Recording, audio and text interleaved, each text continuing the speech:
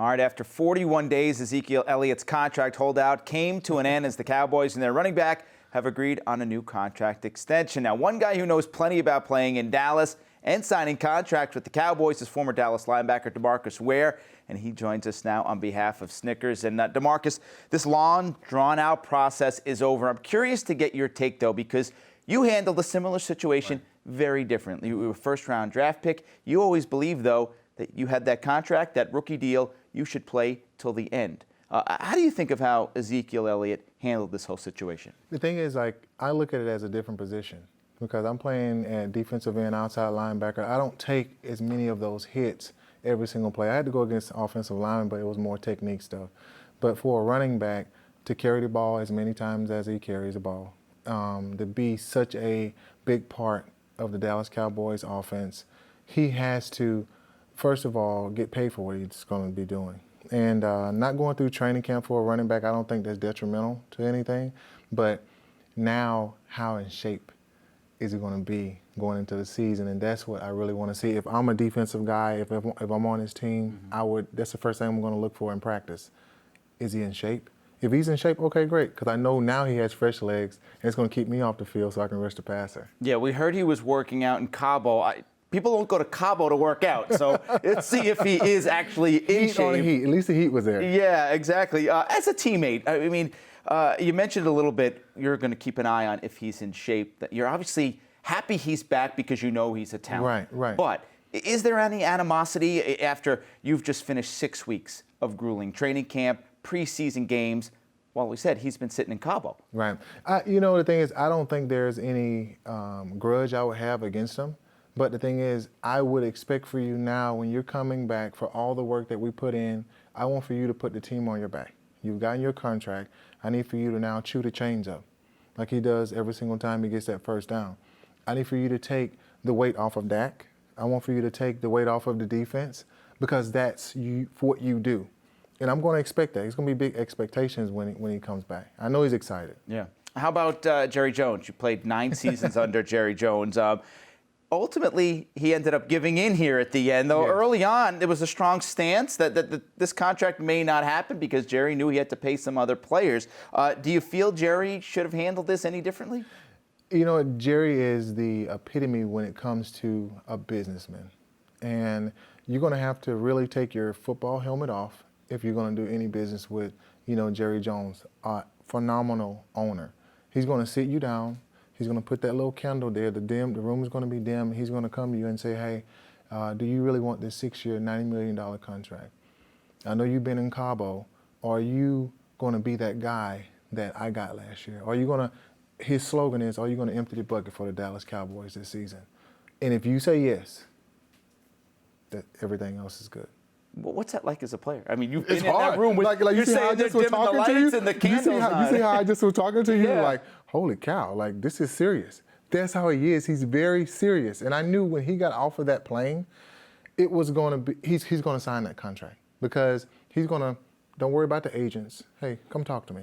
Me and you sit down, and I want to, man-to-man, me and you, what do you really want to do?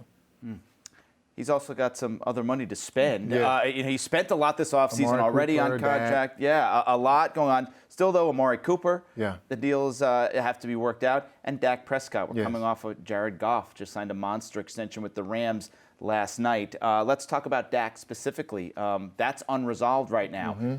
Do the Cowboys pay Dak the big money to keep him in Dallas?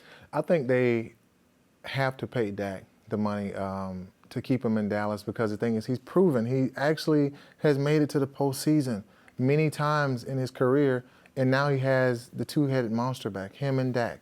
And he plays better with Amari Cooper. So I feel like everything is coming together for them. You can go and get a first-round draft pick. Let's say if they say they want to trade him. They can go get a first-round draft pick, but he's not proven. You know exactly what you're going to get with Dak, and you can actually build a team around him and get what you need to get done. So I would say they pay the guy.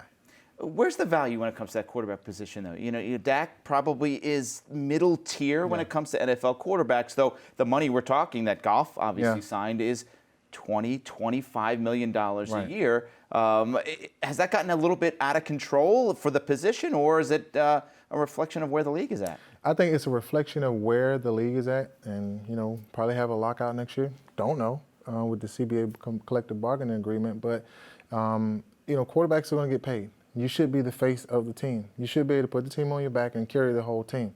And I feel like that's what Dak has been doing this whole time.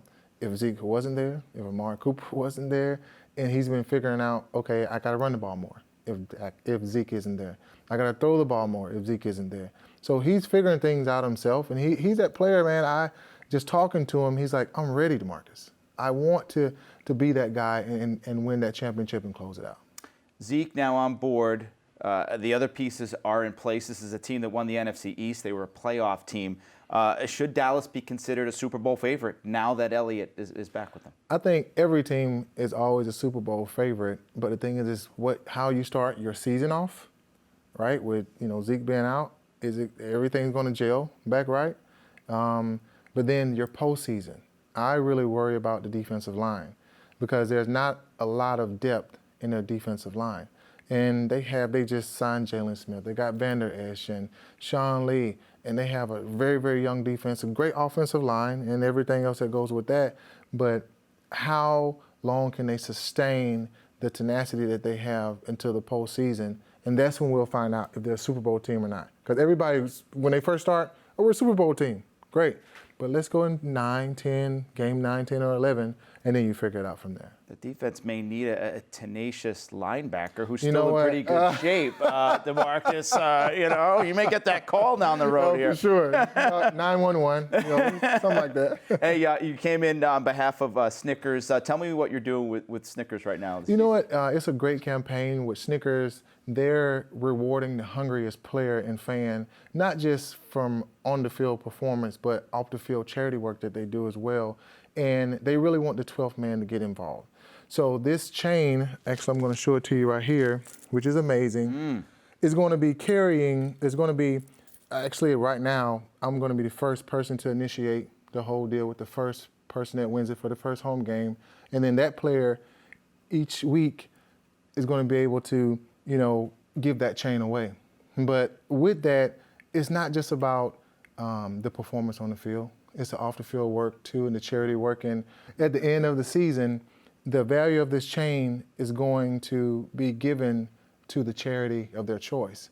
I think it's just an amazing opportunity. Yeah, very cool. Getting fans involved and also a great way to get involved in the community and do some good work. DeMarcus Ware, former linebacker for the Cowboys and the Broncos. Oh, man, it's heavy bling right there. Yeah. Thanks, DeMarcus. Appreciate it. You can have it.